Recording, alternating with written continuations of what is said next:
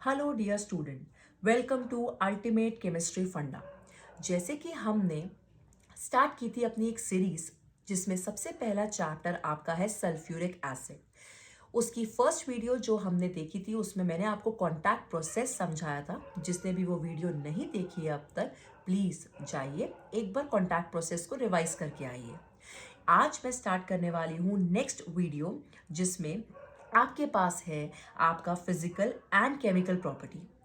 जब हम बात करते हैं फिजिकल प्रॉपर्टीज की, तो आपको पता है कि ये एसिड जो है आपका वो कलरलेस है, ओडरलेस है, सॉल्यूबल होता है हमेशा वाटर में। आपके पास जब डाइल्यूट एसिड होता है, जिसमें आपके पास एसिड में आप पानी मिला रहे हैं, और प्योर एसिड है आपके पास, जब हम उनकी इलेक्ट्रिसिटी के कंडक्शन की बात करते हैं, तो डाइल्यूट एसिड हमेशा गुड कंडक्टर ऑफ इलेक्ट्रिसिटी माना जाता है एंड प्योर एसिड आपका नॉन कंडक्टर ऑफ इलेक्ट्रिसिटी माना जाता है। ये हाईली कोरोसिव होता है नेचर में, ये चीज़ आपको ध्यान रखनी होगी। इसके बाद आपके पास स्टार्ट होती है chemical properties. But chemical properties को देख के माइंड में ज़रूर एक डर बैठ जाता होगा कि यार कितनी सारी रिएक्शंस हैं, आखिर ये रिएक्शंस याद कैसे होंगी। तो नो वरीज, मैं हूं ना याद कराने के लिए। आपको सबसे सिंपलेस्ट वे में कोशिश करूंगी कि ये सारी रिएक्शंस याद हो जाएं। बट उन रिएक्शंस को स्टार्ट करने से पहले मैं आपके साथ एक चीज डिस्कस करना चाहती हूँ। जब हम बात करते हैं सल्फ्यूरिक एसिड की, जो कि आपका प्योर स्टेट में प्रेजेंट होता है, तो उस प्योर स्टेट में ये कभी भी आयोनाइज नहीं करता है, ये चीज आप ध्यान रखिएगा। तो कभी भी आपका सल्फ्यूरिक एसिड प्योर स्टेट में आयोनाइज नहीं करेगा। बट जब बात आती है सल्फ्यूरिक एसिड को वाटर में डिसॉल्व करने की, तो वहां पर वो आपको हाइड्रोनियम आयन बना के देता है। आपको पता होगा जितने भी एसिड्स हैं वो हमेशा हाइड्रोनियम आयन फॉर्म करते हैं, तब तक जब तक वहां पर आपके हाइड्रोजन प्रेजेंट है। ठीक है। तो जब आप बात करोगे सल्फ्यूरिक एसिड की वाटर से रिएक्ट कराने की, तो वहां पे बनता है आपका हाइड्रोनियम आयन। अभी आप देख सकते हैं फर्दर एक हाइड्रोजन इसके पास अवेलेबल है, फिर वो रिएक्ट करेगा और बना के देगा अगेन हाइड्रोनियम आयन। तो ये दो हाइड्रोनियम आयन ये प्रूव करते हैं कि ये एसिड जो है वो आपका डाई बेसिक एसिड है। डाई बेसिक का मतलब हो जाता है कि आप यहाँ पे देख सकते हैं कि ये आपका आयोनाइज कर रहा है दो स्टेप्स में, जो कि है आपका स्टेप नंबर 1 ये, और फिर आता है आपका स्टेप नंबर 2 ये, जिसमें से आपके पास दो हाइड्रोनियम आयन फॉर्म होते हैं और ये एक डाइबेसिक एसिड बनाता है। इसी के साथ ये आपको एक डाइबेसिक एसिड के साथ साथ ये आपको सॉल्ट भी बना के देगा, जो कि आपका बनता है दो टाइप के सॉल्ट, एक होता है आपका एसिड सॉल्ट और एक होता है नॉर्मल सॉल्ट। आप अगर हम बात करते हैं इसके केमिकल रिएक्शन की, तो एक चीज आप ध्यान रखिएगा कि जब भी आपको डाइल्यूशन करना होता है सल्फ्यूरिक एसिड का, तो वहां पर आपके पास कभी भी आप पानी को एसिड में नहीं डालते हैं, क्योंकि वहां पर बहुत ज्यादा हीट प्रेजेंट होती है। तो water is never poured on acid. ठीक है। बहुत ज्यादा अमाउंट ऑफ हीट होगी, हो सकता है कि वहां पे आपका रिएक्शन बहुत वॉयलेंट हो जाए। बट जब आप बात करोगे हमेशा डाइल्यूशन की, तो कांस्टेंट स्टेयरिंग के साथ आपको एसिड डालना चाहिए। ठीक है। इस चीज का ध्यान रखिएगा। अब हम स्टार्ट करते हैं इसकी केमिकल प्रॉपर्टी, और सबसे पहली प्रॉपर्टी हमारे पास आ रही है वो है हमारी एसिडिक प्रॉपर्टी। जब आप एसिडिक प्रॉपर्टी की बात करते हो, तो आपको यह ध्यान रखना होगा कि एसिडिक प्रॉपर्टी में जो सबसे पहला स्टेप आपका आता है वो है, आपको हो सकता है कोई भी एक्टिव मेटल दिया जाए, उस एक्टिव मेटल का रिएक्शन, जैसा चैप्टर की हम बात करें सल्फ्यूरिक एसिड, तो यहां पर उस एक्टिव मेटल का रिएक्शन आपको सल्फ्यूरिक एसिड से कराना होगा।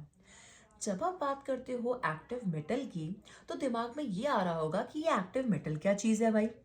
तो एक्टिव मेटल कुछ और नहीं है, ये वो मेटल है जो आपके हाइड्रोजन के ऊपर प्रेजेंट होते हैं। तो metal which are above hydrogen in the activity series. तो आप ध्यान रखना कि वो सारे मेटल्स जो हाइड्रोजन के ऊपर प्रेजेंट होते हैं वो सब के सब रिएक्टिव होते हैं, और ये आपकी एक एक्टिविटी सीरीज को बिलोंग करते हैं। तो जब आप रिएक्शन कराते हो इनका सल्फ्यूरिक एसिड के साथ, तो यहां पर आप देख सकते हो कि जो भी आपका मेटल होगा वो इस पोजीशन को ले लेगा, साथ में आपका सल्फेट आ जाएगा और आपका ये हाइड्रोजन बाहर चला जाएगा।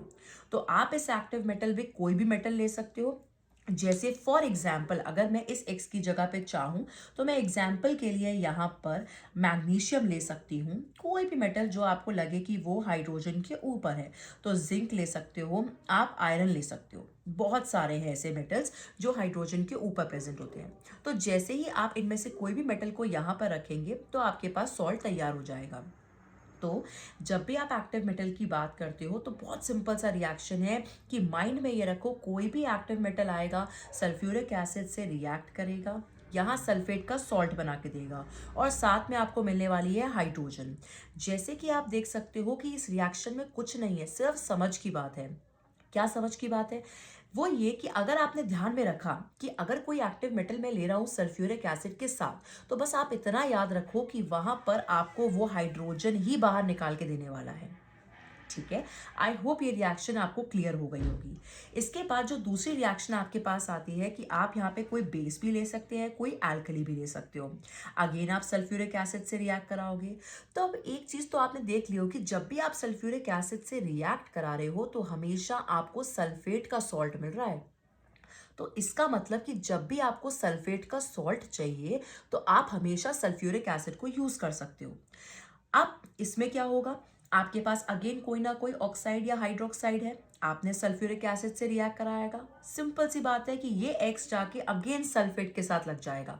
मतलब यहाँ जो भी आप बेस या अल्कली ले रहे होगे उसमें से एक्स यहाँ पे लग जाएगा, सल्फेट यहाँ आ जाएगा और यहाँ पे आपका बाहर निकलेगा वाटर। तो जैसे ही आप बात करते हो एक्टिव मेटल की, आप याद रखना कि दोनों में देखिए सल्फेट का सॉल्ट सेम है, बट एक्टिव मेटल में हाइड्रोजन बाहर निकलता है और जब आप एल्कली और बेस लेते हो तो यहाँ पे निकलता है आपका वाटर। तो ये तो रिएक्शन हो जाती है आपकी फर्स्ट एंड सेकंड जो है एक्टिव मेटल की या फिर आपका बेस या एल्कली की। इसके बाद आपके पास जो थर्ड रिएक्शन आती है वो है आपकी कार्बोनेट या बाइकार्बोनेट। मैंने यहाँ पे जान के आपके लिए एक्स यूज किया है ताकि आप इस रिएक्शन को एनालाइज कर सको। ये देख के मत डरो कि इतनी सारी रिएक्शन है, अरे एक जनरलाइज रिएक्शन तैयार करके रखो ना। जब आप कार्बोनेट एंड बाइकार्बोनेट की बात करोगे, अगेन सल्फ्यूरिक एसिड के साथ रिएक्शन होगा और यहाँ मिलेगा आपको सॉल्ट, वाटर और कार्बन डाइऑक्साइड। अब होता क्या है, जब भी कार्बोनेट एंड बाइकार्बोनेट आएंगे तो आप ध्यान रखना कि वहां पर आपको हमेशा कार्बन डाइऑक्साइड ही मिलेगा। तो अब रिएक्शन में क्या एडिशन हो गया, आपका सेम वही सल्फेट का सॉल्ट है, कुछ नया नहीं है याद करने के लिए, बट वाटर बना है और साथ में कार्बन डाइऑक्साइड बनी है। इसके बाद आपके पास जो नेक्स्ट रिएक्शन आता है वो है आपका मेटल सल्फाइड, जिसमें से फिर से आप सल्फ्यूरिक एसिड से रिएक्शन कराओगे, फिर से वही एक्स जाके सल्फेट के साथ बाहर निकलेगा, आपके पास सल्फेट का सॉल्ट बनके तैयार हो गया। अब आपको पता है जैसे कि हम जब भी सल्फाइड लेंगे, आप ये बात याद रखो कि सल्फाइड के साथ हमेशा हाइड्रोजन सल्फाइड गैस ही प्रिपेयर होने वाली है। इसके बाद नेक्स्ट आपके पास आते हैं सल्फाइट और बाइसल्फाइट।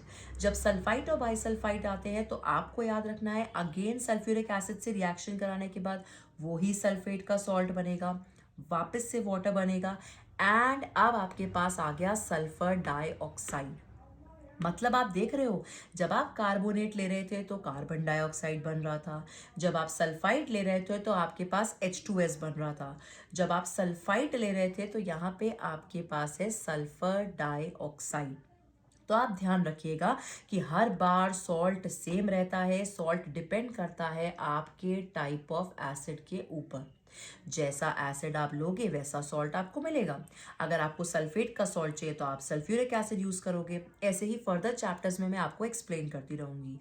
अब ये तो बात हो जाती है आपकी एसिडिक प्रॉपर्टी की, जहां पर आपने सबसे पहला रिएक्शन देखा था कि आपको अगर हाइड्रोजन गैस चाहिए तो आप किसी एक्टिव मेटल को लीजिए, अगर आपको कार्बोनेट या बाइकार्बोनेट चाहिए तो आप कार्बन डाइऑक्साइड को लो, अगर आपको सल्फाइड आपके पास है तो आपको क्या चाहिए, H2S बनाना है तो आप सल्फाइड को यूज करो, अगर आपको सल्फाइड आपके पास है तो आप सल्फर डाइऑक्साइड बना सकते हो।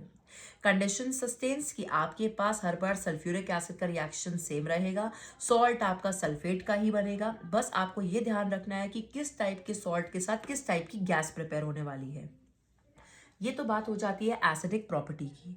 जो नेक्स्ट प्रॉपर्टी आपका सल्फ्यूरिक एसिड दिखाता है वो है आपका नॉन वॉलेटाइल नेचर, वो जो वेपराइज ना कर पाए।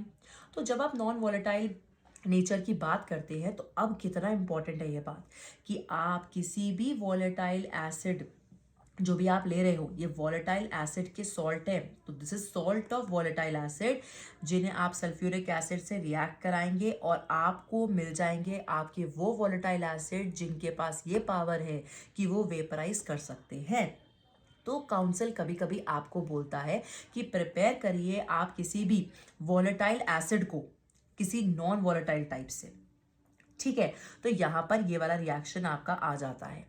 तो यहाँ पर आप ध्यान रखिएगा कि जब भी आपको ऐसे आए रिएक्शन जिसमें आपको बोला जाए कि नॉन वॉलेटाइल से वॉलेटाइल एसिड बनाए, तो आप यूज कर सकते हैं इस टाइप के सॉल्ट। मैंने आपको दोनों के एग्जांपल दे दिए। आपके पास NaCl KCl भी है, या आप कोई नाइट्रेट भी ले सकते हैं सल्फ्यूरिक एसिड के साथ। बनेगा वही आपका सोडियम हाइड्रोजन सल्फेट या पोटेशियम हाइड्रोजन सल्फेट, और साथ में मिलेगा आपको, अगर आप क्लोराइड के सॉल्ट लेंगे बेटा तो यहाँ पर आपको HCl एसिड मिलेगा। अगर आप नाइट्रेट के सॉल्ट लेंगे तो आपको नाइट्रिक एसिड मिलेगा।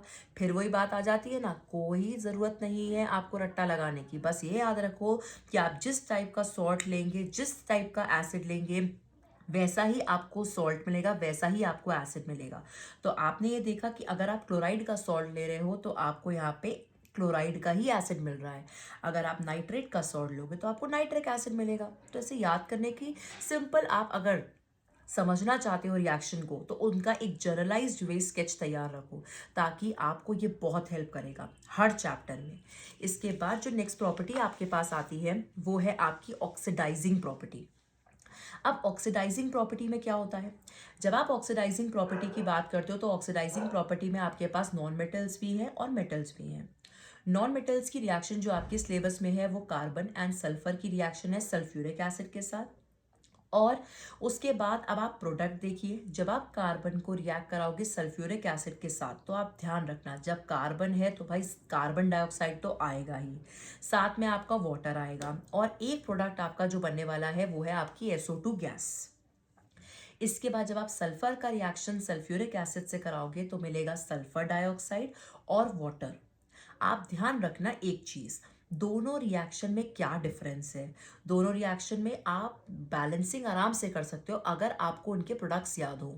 जैसे कि आप यहाँ पे देख पा रहे हो कि जब मैं कार्बन और सल्फर को कंपेयर करने की कोशिश करूंगी तो मुझे दिख रहा है कि दोनों में वाटर बन रहा है, दोनों में सल्फर डाइऑक्साइड बन रहा है। सिर्फ एक चेंज आता है दोनों के रिएक्शन में है, वो है आपकी कार्बन डाइऑक्साइड, जो कि बनती है कार्बन के केस में। तो जब बात आती है इन रिएक्शंस की, अगर आप अपने माइंड में एक कंसेप्ट रखेंगे तो आप आराम से उस रिएक्शन को सॉल्व कर सकते हैं। क्योंकि जब हम रिएक्शन लिखने जाते हैं तो कई बार हमें प्रोडक्ट याद नहीं आते हैं, बट अगर आपने कंपेयर करके स्मार्ट वर्क के साथ याद किया होगा तो मैं नहीं मानती कि आप भूल सकते हैं। जैसे आपके पास कार्बन सल्फर है, मैं आपको बता रही हूँ, आप याद करिए कि कार्बन और सल्फर को सल्फ्यूरिक एसिड से अगर मैं रिएक्ट कराऊंगा तो या कराऊंगी तो मुझे ये पता होगा कि यहाँ पर वाटर और सल्फर डाइऑक्साइड दोनों में कॉमन है। एक डिफरेंस जो मेरा आता है वो है सिर्फ कार्बन डाइऑक्साइड का। कैसे याद नहीं होगी फिर रिएक्शन। इसके बाद एक रिएक्शन आपके पास आता है कॉपर का, जिसका रिएक्शन आप कराते हो सल्फ्यूरिक एसिड से। जब आप रिएक्शन कॉपर का सल्फ्यूरिक एसिड से कराओगे तो यहाँ पे कॉपर सल्फेट बनेगा, सिंपल कॉपर का रिएक्शन सल्फेट कॉपर सल्फेट, और साथ में आपको मिल जाएगा वाटर एंड सल्फर डाइऑक्साइड। क्योंकि ये 2 टाइम्स आपको दे रखा है इसलिए आपको वाटर एंड सल्फर डाइऑक्साइड चाहिए। तो आपने एक चीज तो देखी होगी, जितनी भी रिएक्शन मैंने यहाँ कराई है ऑक्सीडाइजिंग प्रॉपर्टी में, चाहे मेटल हो चाहे नॉन मेटल हो, वाटर और सल्फर डाइऑक्साइड आपका फिक्स्ड पार्ट है। बाकी क्या डिफरेंस आ रहा है, अगर कार्बन है तो कार्बन डाइऑक्साइड है, कॉपर है तो कॉपर सल्फेट है। अब जब इस प्रॉपर्टी के साथ हम खत्म कर चुके हैं तो चलिए नेक्स्ट प्रॉपर्टी पे चलते हैं। जैसे कि आपका है डिहाइड्रेटिंग एजेंट। नाम से ही समझ में आ रहा होगा कि यहाँ पे ये डिहाइड्रेट करने वाला है, मतलब हमेशा वाटर को बाहर निकालने वाला है। तो जब आप बात करते हो कॉपर सल्फेट पेंटाहाइड्रेट की, तो ये होता है आपका ब्लू कलर का, ठीक है। इसमें आप सल्फ्यूरिक एसिड डालोगे, जैसे ही आप सल्फ्यूरिक एसिड डालोगे तो बड़ी खास बात है इसकी ये कि ये डिहाइड्रेटिंग एजेंट की तरह काम करता है। तो यहाँ आपको मिलता है कॉपर सल्फेट। जैसे ही यहाँ से 5 मॉलिक्यूल्स ऑफ वाटर आपके बाहर जाते हैं तो ये आपका डर्टी वाइट कलर का बन जाता है। सो यहाँ पे ये ब्लू से आपका हो गया वाइट, ठीक है। तो यहाँ पर हमने पानी को बाहर निकाल दिया, सिंपल सा रिएक्शन है। इसी का सेम रिएक्शन आपके पास आता है, ग्लूकोज ले सकते हो आप या सुक्रोज ले सकते हो, कार्बोहाइड्रेट बेसिकली। तो यहाँ पे आपने जब ग्लूकोज एंड सुक्रोज का रिएक्शन कराया सल्फ्यूरिक एसिड के साथ, तो आपको मिलता है कार्बन, कार्बन के साथ आपको मिल जाएगा वाटर, जिसे आप बोलते हो शुगर चारकोल। अच्छा, अब इसमें क्या कंडीशन है कि ये जो आपके पास चारकोल है, ये चारकोल आपका ब्लैक स्पॉन्जी मास बनाएगा कार्बन का, ठीक है। सो ये है आपकी सारी रिएक्शन। आपके सल्फ्यूरिक एसिड के अंदर जो हमने अभी तक रिएक्शन की है, मैं जल्दी से आपको एक बार रिवाइज करा देती हूँ। जब आप बात करते हो रिएक्शन की, तो सबसे पहले हमेशा याद रखो, जब भी आपके पास एक्टिव मेटल हो तो हाइड्रोजन बनेगा। सॉल्ट आपका सेम रहेगा कि वो सल्फ्यूरिक एसिड है तो सल्फेट का सॉल्ट ही बनेगा। जब भी आपके पास एल्कली है या फिर कोई बेस है, तो आप ध्यान रखिएगा आपको मिलता है इसमें वाटर।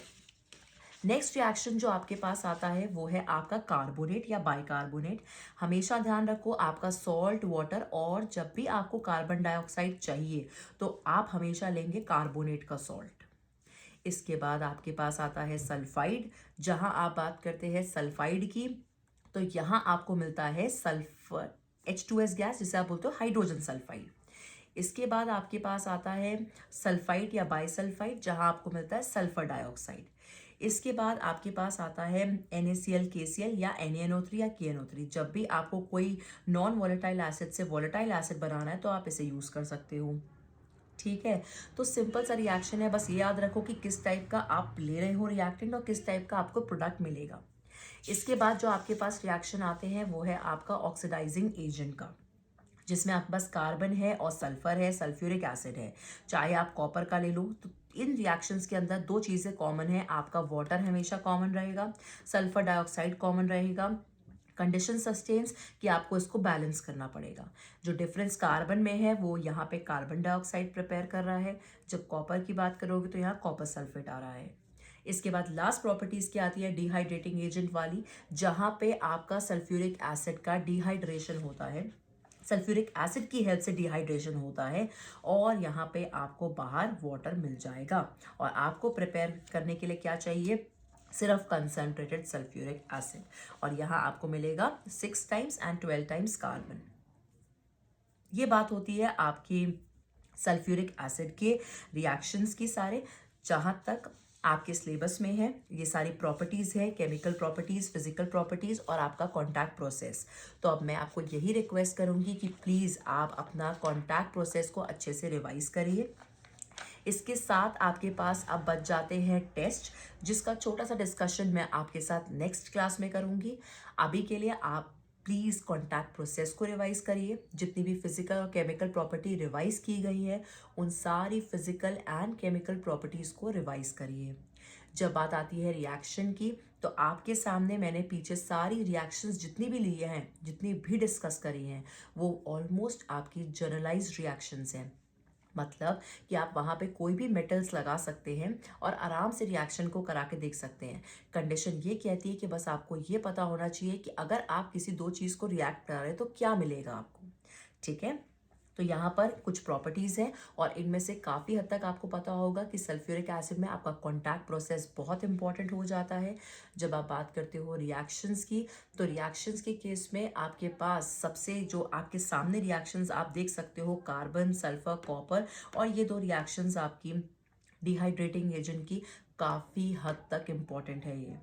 तो जितना हो सके रिएक्शंस को लिख कर प्रैक्टिस करो, एक रूटीन सेटअप करो जिसमें आपके पास रिएक्शन सारी लिखी हुई होनी चाहिए, और प्लीज़ एक बार रोज़ उसे रिवाइज करो। ऐसा हो ही नहीं सकता कि गलती हो आपसे लिखने में। तो कीप ऑन रिवाइजिंग, और तब तक के लिए मैं आपको मिलूंगी नेक्स्ट वीडियो में इसके टेस्ट के साथ, जो सल्फ्यूरिक एसिड के अभी बाकी है। आपका होमवर्क ये है कि प्लीज़ आप दोनों वीडियोस को अच्छे से देखिए, रिवाइज करिए, शॉर्ट नोट्स प्रिपेयर करिए, and keep update yourself with these videos.